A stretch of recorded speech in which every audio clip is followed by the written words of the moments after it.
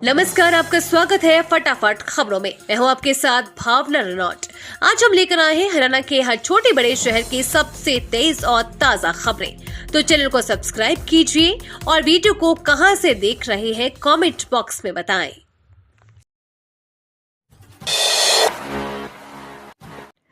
सैनी सरकार का संकट बढ़ा। राकेश दौलताबाद के निधन से खाली हुई एक और सीट। भाजपा के पास 42 का आंकड़ा, चाहिए 44 एमएलए।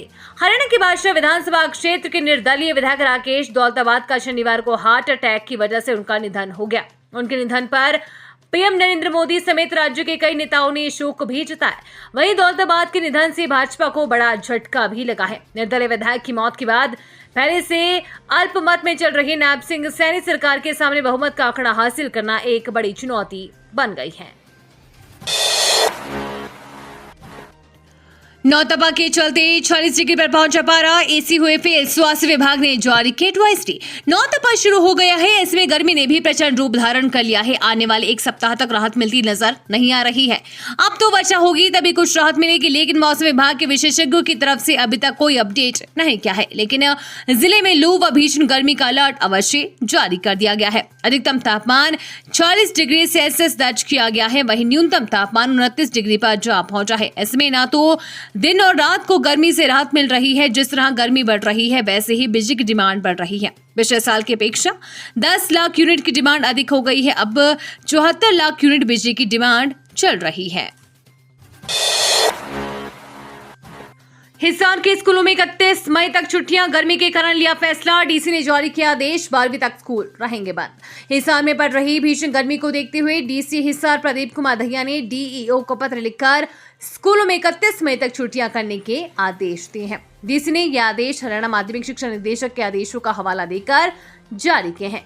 इससे पहले भी डीसी 20 मई को इसी तरह का आदेश जारी कर चुके हैं। ऐसे में अब स्कूल आगे की छुट्टियां बढ़ाने का फैसला खुद कर सकते हैं। जिसके बाद डीसी ने शिक्षा विभाग के अधिकारी को पत्र लिखकर 12वीं तक के स्कूलों में अवकाश किए जाने के आदेश दिए।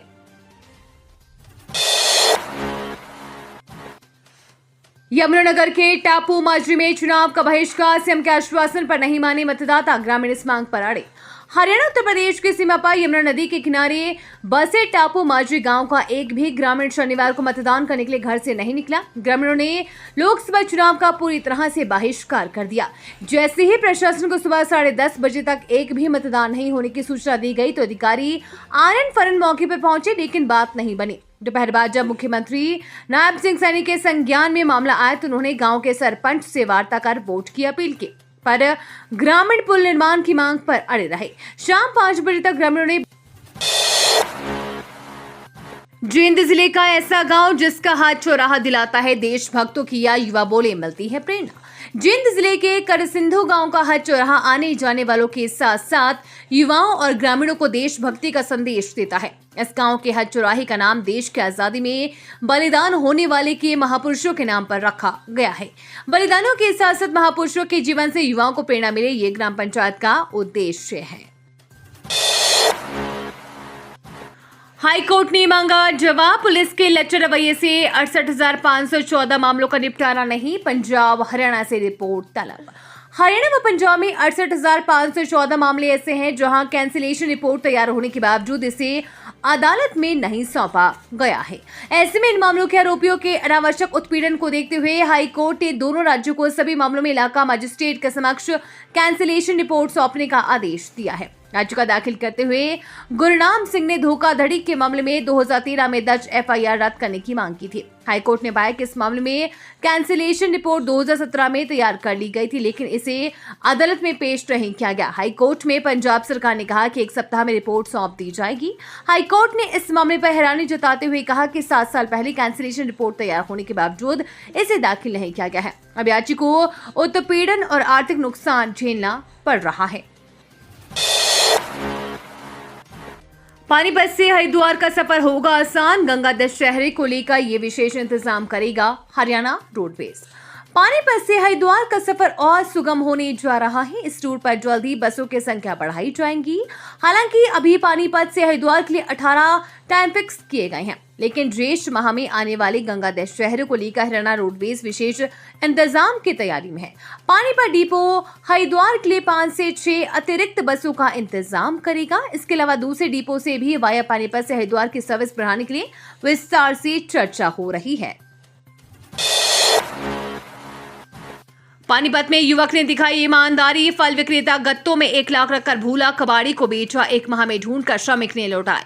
हरियाणा के पानीपत में एक गोदाम पर काम करने वाले श्रमिक ने ईमानदारी की बड़ी मिसाल पेश की है। उसे हजारों नहीं बल्कि 1 लाख की नकदी मिली, जिसे उसने उसके असल मालिक एक फल विक्रेता को लौटाकर इंसानियत और ईमानदारी कायम की है। श्रमिक की इस ईमानदारी पर मालिक ने खुश होकर उसे इनाम भी दिया है। साथ ही उसे इसी तरह ईमानदारी के रास्ते पर हमेशा डटे रहने के लिए प्रेरित भी किया है। बिजली निगम काट रहा उपभोक्ताओं की जेब। जान लीजिए क्या कहता है BR5 नियम। बिजली निगम ने उपभोक्ताओं के साथ बड़ा खेला किया है। बिजली निगम ने नया नियम बनाकर चुपके से उपभोक्ताओं की जेब काटनी शुरू कर दी है। बिजली निगम ने गलती से आपको कुछ बिल आपकी यूनिट से ज्यादा थमा दिए या आपका मीटर जंप कर गया, इससे आपका बिल ज्यादा राशि का आएगा। आपने इस तरह के बिल भर दिए, आपको पता चलने पर निगम में शिकायत की तो आपको आपका ही रुपया वापस नहीं मिलेगा। किरण चौधरी के विधानसभा क्षेत्र के बूथ पर सीसीटीवी कैमरा चोरी। गांव खान के मतदान केंद्र का मामला। लोकसभा चुनाव में कांग्रेस नेता किरण चौधरी के विधानसभा क्षेत्र के एक मतदान बूथ पर लगा सीसीटीवी कैमरा चोरी हो गया। सीसीटीवी कैमरा चोरी की शिकायत तोशाम पुलिस थाने में दी, जिस पर पुलिस ने अज्ञात के खिलाफ चोरी का केस दर्ज कर तहकीकात शुरू कर दी है। तोशाम पुलिस थाना में दी शिकायत में बूथ नंबर 8 पर पोलिंग अधिकारी अंकुर ने बताया कि खाना के बूथ नंबर 8 पर जब वे पहुंचे तो वहां लगा सीसीटीवी कैमरा चोरी हो चुका था। उसकी सूचना BLO और गांव के सरपंच को दी, जिसके बाद तोशाम पुलिस थाना के SHO शिव कुमार और तहसीलदार मौके पर पहुंचे। अम्बाला में सड़क हादसा। कारवा जुगाड़ बाइक रेहड़ी में भिड़त। 5 साल की मासूम सहित 7 घायल 10 लोग थे सवार। अम्बाला दिल्ली हाईवे पर शास्त्री कॉलोनी के निकट तेज रफ्तार कारवा जुगाड़ की बाइक रेहड़ी को टक्कर मार दी। हादसे में रेहड़ी पलट गई और उसमें सवार प्रवासी मजदूर के 4 बच्चों सहित 7 लोग घायल हो गए हैं। हादसों के समय रेहड़ी में 3 माह का बच्चा रोहन, 5 वर्षीय संजू, 6 वर्षीय शरवण, 7 वर्षीय की लक्ष्मी, 25 वर्षीय सागरवती, 25 वर्षीय सरोज व उसका पति जयप्रकाश, 26 वर्षीय जितेंद्र, 24 वर्षीय निरंजन व उसकी पत्नी सरोज सहित कुल 10 लोग सवार थे। बच्चों को मामूली चोटें आई हैं, जबकि 7 को चेहरे व बाजू में चोटें आने पर छावनी नागरिक अस्पताल में दाखिल करवाया गया है। ये थी आज की फटाफट खबरें। हम मिलेंगे अगले बुलेटिन में, तब तक के लिए धन्यवाद और जय हिंद।